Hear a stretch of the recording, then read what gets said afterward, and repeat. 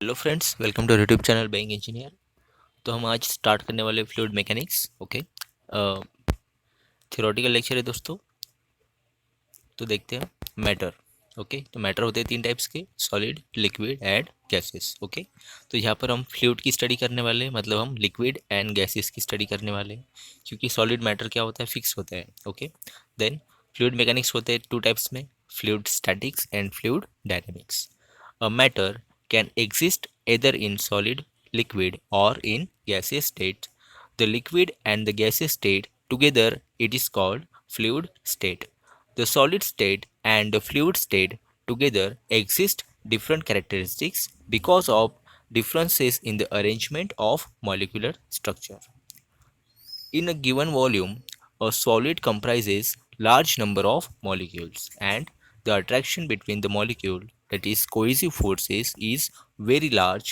So a solid possesses a rigid and compact structure and it is definite in volume.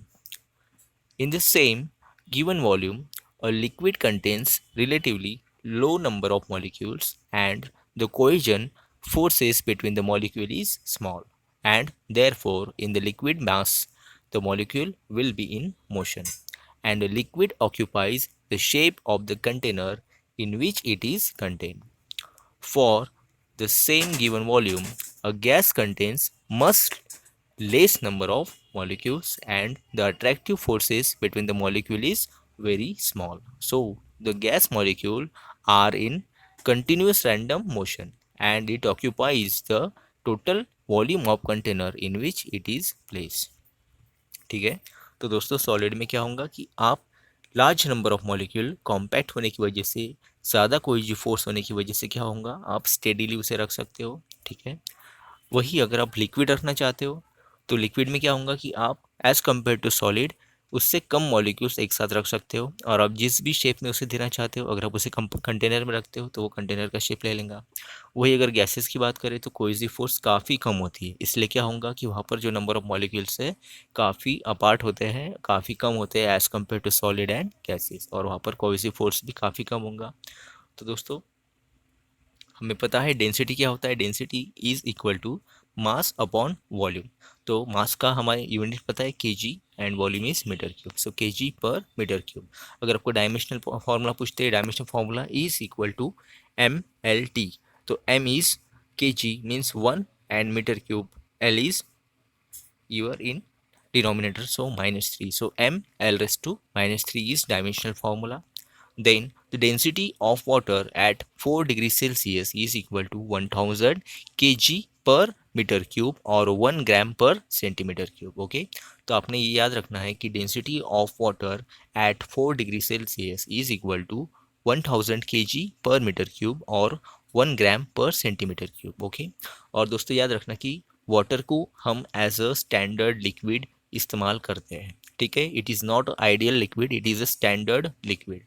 Then for the gases, P is equal to rho RT. Okay, so if we convert it by, if we place a mass per unit volume, so P into V is equal to MRT. Okay, so for gases, if pressure increases, the density is also increases, and if temperature increases, the density will be decrease. Okay, तो हमने याद रखना है कि जब भी आपका pressure बढ़ेगा तो आपका डेंसिटी बढ़ेगा for in case of gases, and if temperature increases inertial forces बढ़ेंगे, इंटरमोलिकुलर फोर्सेस बढ़ेंगे, जिससे क्या होगा कि आपका जो डेंसिटी है गैसेस का कम होगा। Okay, then for the liquids no change of density with respect to pressure and temperature. Okay, liquids के लिए प्रेशर, आपका डेंसिटी चेंज नहीं होगा with respect to pressure and temperature.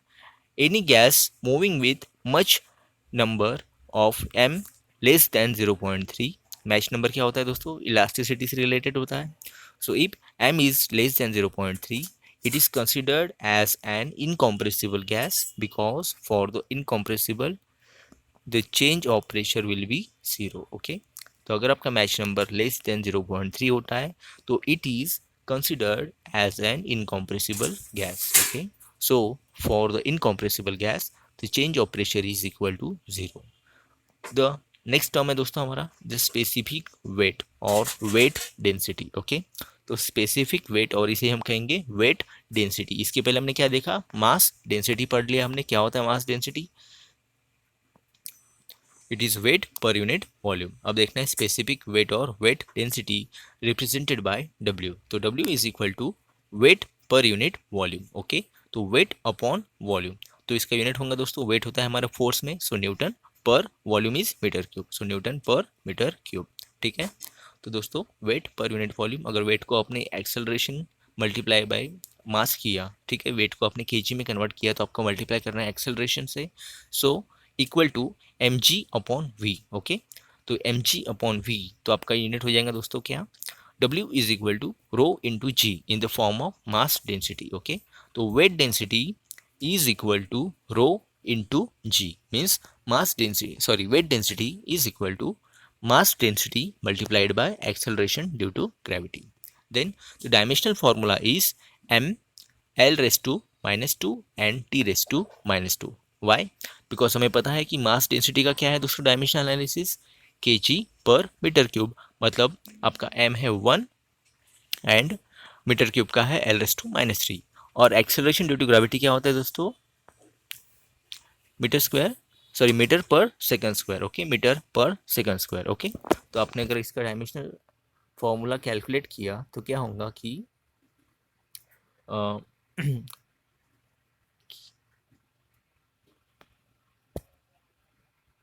के जी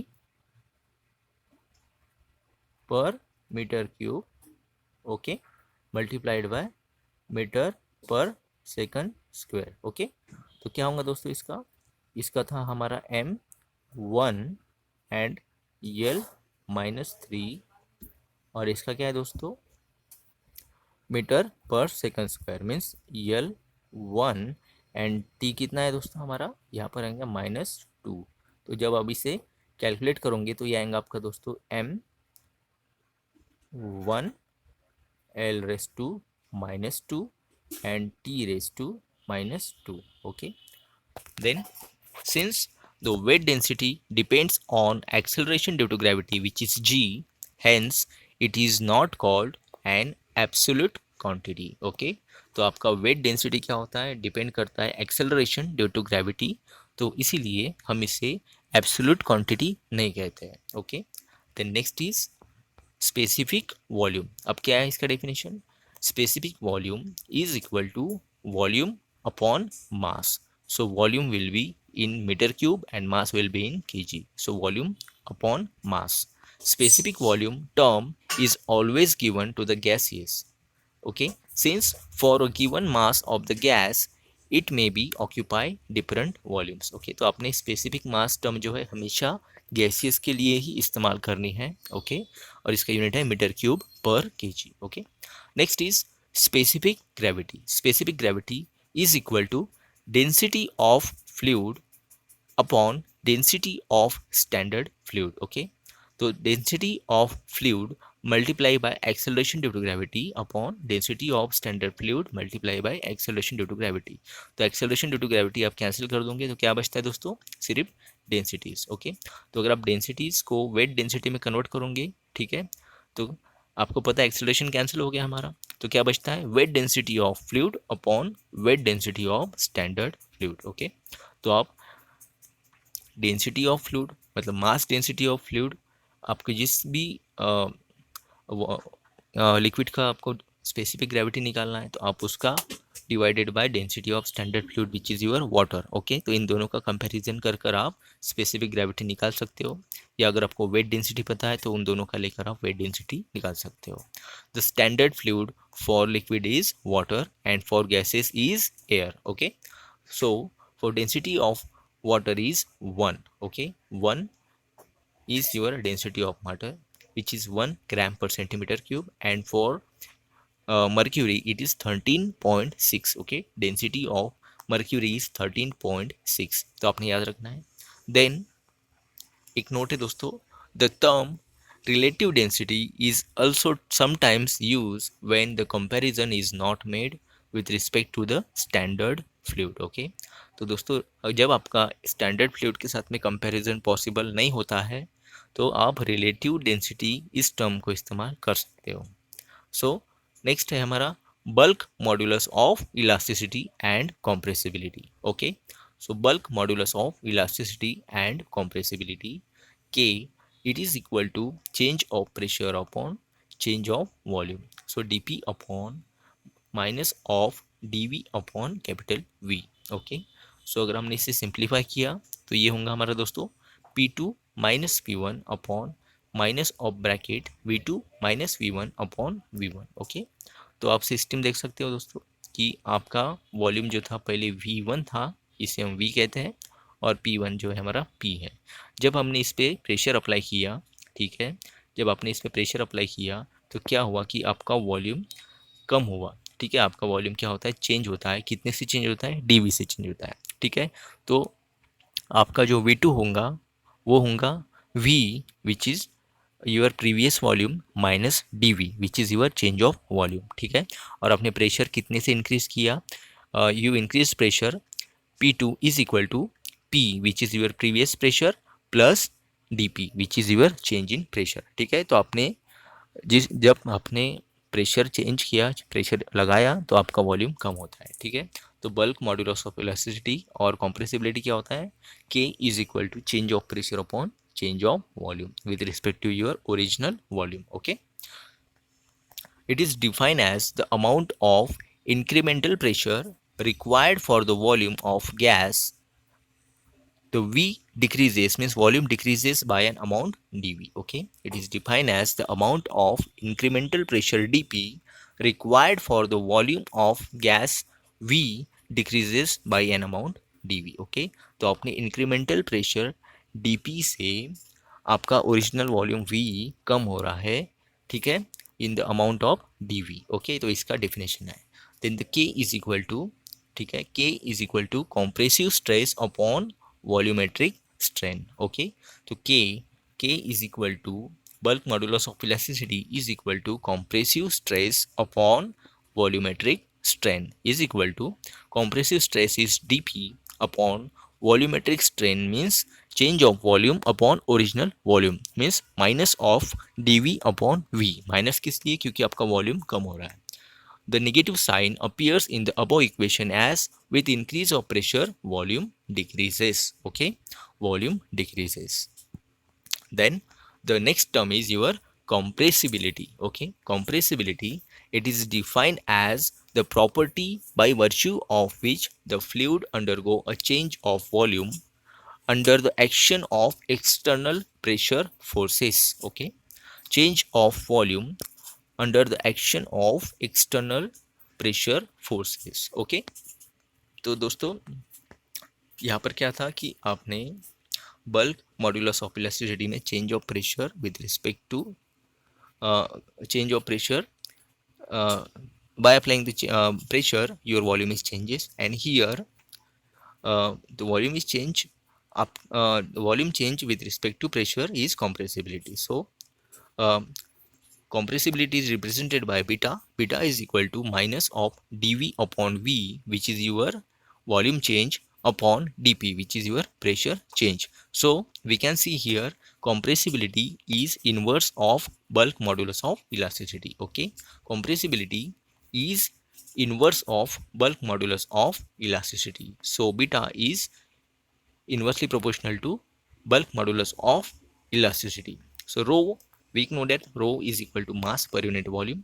So here if P into V is equal to, sorry, density into volume will be equal to mass। So differentiating on the both side, we will get rho into dV plus V into delta P is equal to 0, where mass is constant। Okay, mass आपका constant था, आपने क्या किया, differentiate किया किसे, density and volume को। ठीक है, डेंसिटी एंड वॉल्यूम को आपने जब डिफरेंशिएट किया तो हमने यहाँ पर मल्टीप्लिकेशन रूल लगाया दोस्तों, first function as it is into differentiation of second function means rho as it is into differentiation of V, which is delta dV, change of volume, plus second function as it is means V as it is into differentiation of first function which is delta rho। okay, तो यहाँ पर अपने delta rho किया, then equal to मास जो था आपका constant है इसलिए वो ज़ीरो बन गया। ओके, देन आपने इसे सिंप्लीफाई किया दोस्तों, क्या किया आपने, आपने टर्म्स को सिंप्लीफाई किया, then we got minus of D V upon V is equal to delta rho upon rho which is change of density upon original density और change of pressure upon original pressure. So K is equal to minus of change of pressure upon delta v upon original v. Okay, delta v upon original v. So k is equal to after simplifying, k is equal to rho into dp upon d rho, dp upon d rho. Okay, so here for constant pressure process dp will be equal to 0 और अगर आपका dp change होता है, sorry आपका dp change of pressure 0 है, मतलब क्या होगा कि आपका जो बल्क मॉडुलस है वो 0 होता है। And for constant process, for constant volume process, ठीक है, अगर आपका वॉल्यूम कांस्टेंट है मतलब डीवी कांस्टेंट है तो क्या होगा आपका, आपको पता है कि डीवी वाला टर्म डिनोमिनेटर में, अगर डिनोमिनेटर में आपका 0 टर्म होता है तो मतलब आपका bulk modulus of elasticity infinity बन जाएगा। ठीक है, तो आपने याद रखना है for constant pressure bulk modulus will be 0 and for constant volume process the bulk modulus is infinity. Okay, तो दोस्तों होप आपको समझ आ गया होगा, मैंने कोशिश की है जितने सिंप्लीफाई वे में हो सकता है। तो हम इसके बाद अपना नेक्स्ट लेक्चर कंटिन्यू करेंगे। Thank you for watching.